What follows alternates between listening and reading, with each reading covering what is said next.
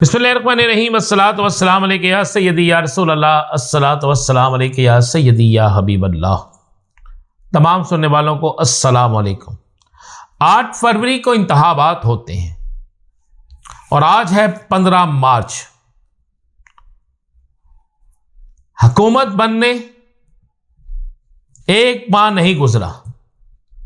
अगर हम देखें कि हुकूमत बने हुए कितने दिन हुए हैं तो तकरीबन एक माह भी नहीं गुजरा अभी।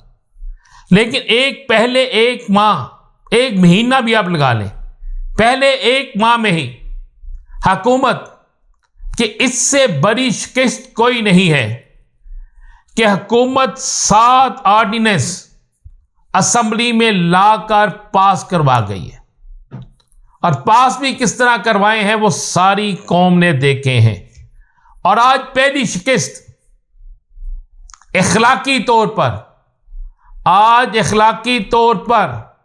पहली शिकस्त PDM-2 हुकूमत को असेंबली में हुई है, पार्लियामेंट में हुई है, जब पीपल्स पार्टी के खुर्शीद शाह और नवीद कमर ने खड़े होकर इन ऑर्डिनेंस पे कहा है कि अगर ऑर्डिनेंस ही लाने थे तो फिर इस पार्लियामेंट को बंद कर दें, फिर इस हुकूमत को खत्म कर दें। इससे बड़ी हुकूमत की नाकामी कोई नहीं है। पाकिस्तान सुन्नी इत्तेहाद कौंसिल और तहरीक इंसाफ के अपोजिशन लीडर ने खुलकर आज ये बात कही है कि हम इसे मुस्तरद करते हैं। और आज तक हिस्ट्री में ऐसा नहीं हुआ कि कोई ऐसा ऑर्डिनेंस लाया गया हो जिस ऑर्डिनेंस को पढ़ने के लिए भी 1 मिनट का टाइम ना दिया गया हो। और जिन असेंबलियों में ऑर्डिनेंस लाए जाते हैं वहां पर जमहूरियत नाम की चीज कोई नहीं होती। मुझे आज याद आ रहा है कि तहरीक इंसाफ की हुकूमत में जब ऑर्डिनेंस लाए जाते थे तो उस वक्त में वाज़े तौर पर PDM स्टैंड लेकर कहती थी कि ऑर्डिनेंस का लाना जमहूरियत का कत्ल है। और अगर ऑर्डिनेंस का लाना जमहूरियत का कत्ल है तो फिर पहले महीने में ही जमहूरियत का कत्ल हो गया है और पहले महीने में ही PDM-2 की हुकूमत बुरी तरह नाकाम हो गई है। दूसरा आज बड़ा अहम तरीन दिन इस हवाले से भी है कि 15 मार्च को एक करारदाद पास करवाई सरबराह तहरीक इंसाफ ने, जिसे पूरी दुनिया में आज के दिन की मुनासबत से माना जाता है। इस्लामी फोबिया के खिलाफ आज पूरी दुनिया में आलमी दिन मनाया जा रहा है और इसका क्रेडिट बानी तहरीक इंसाफ को जाता है। बानी तहरीक इंसाफ को इस हवाले से इसका क्रेडिट जाता है कि उनकी करारदाद पर, उनकी तकरीर पर इस दिन को 15 मार्च को मनाने का ऐलान किया गया अक़वाम मुत्तहिदा में। अब जरा सियासत पे बात कर लेते हैं कि इलेक्शन आ गए हैं, सेनेट के इलेक्शन की तैयारी शुरू हो गई है। मुस्लिम लीग नून ने अपने पुराने खिलाड़ी परवेज रशीद को, तलाल चौधरी को, इन लोगों को एक दफा फिर सेनेट में लाने की तैयारी शुरू कर दी है।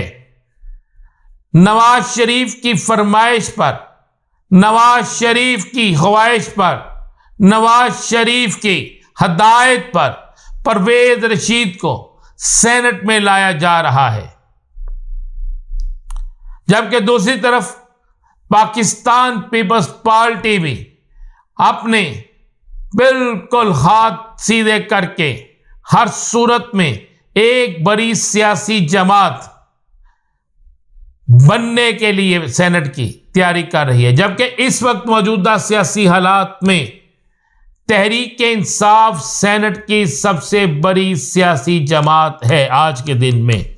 जबकि दूसरी तरफ तहरीक इंसाफ ने भी भरपूर तरीके से अपना काम शुरू कर दिया है।